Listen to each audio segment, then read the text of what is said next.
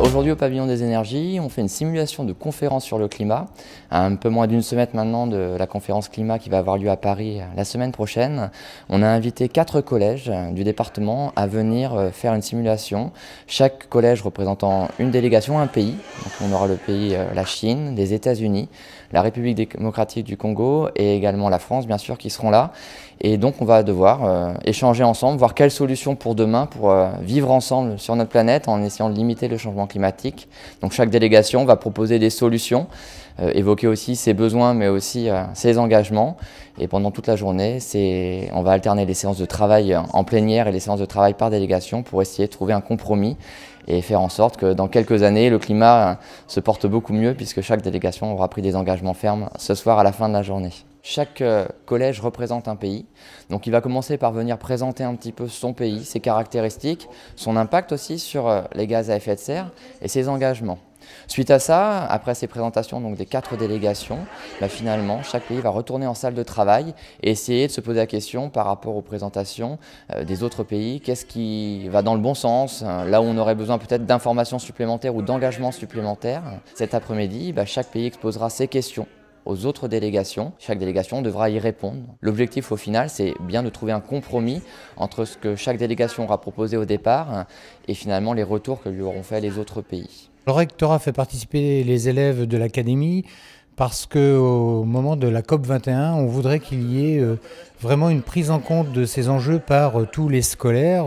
Nous avons une volonté ministérielle de créer une dynamique autour de cette COP21 pour que ce soit un grand événement qui soit à la fois celui des négociateurs, des pays, mais aussi qu'il y ait tout un peuple en fait derrière cette COP21 en commençant par les jeunes. Nos jeunes scolaires en fait sont très intéressés, donc on a des négociations qui ont eu lieu ou qui vont avoir lieu dans les jours prochains dans les lycées et dans les collèges comme aujourd'hui. Ils sont très intéressés parce qu'en fait, il s'agit quand même d'un travail sur la base d'un projet. Généralement, les élèves adorent travailler sur des projets. Et ce qui compte pour eux aussi, c'est de montrer qu'ils sont capables de dire des choses intéressantes. D'éternels apprenants, ils peuvent également devenir cette fois-ci ceux qui ont la bonne parole, ceux qui réfléchissent. Et on va leur donner ce pouvoir en fait d'agir peut-être quand ils seront adultes. On a fait beaucoup de recherches sur Internet, documents, etc.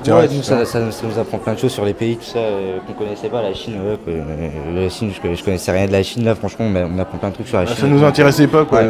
On disait que la Chine c'était la plus polluante, voilà, comme maintenant on la protège. Nous, on représente la France pour défendre notre pays et donner à dire qu'est-ce qu'on va faire pour que ça s'arrange, les émissions de gaz à effet de serre. C'est la simulation de la COP21, alors c'est normal qu'on arrive à se représenter dans ce qui va se passer à Paris dans quelques jours. C'est super intéressant de faire ça, nous, de réaliser ça alors qu'on est enfant encore.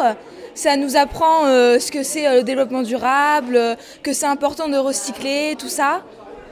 Oui, c'est une continuité du club DD qu'on fait au collège. On comprend un petit peu mieux ce qui va se passer, même si ce ne sera pas exactement pareil. Oui, ça nous sensibilise plus à ça. À bientôt sur tvie.tv.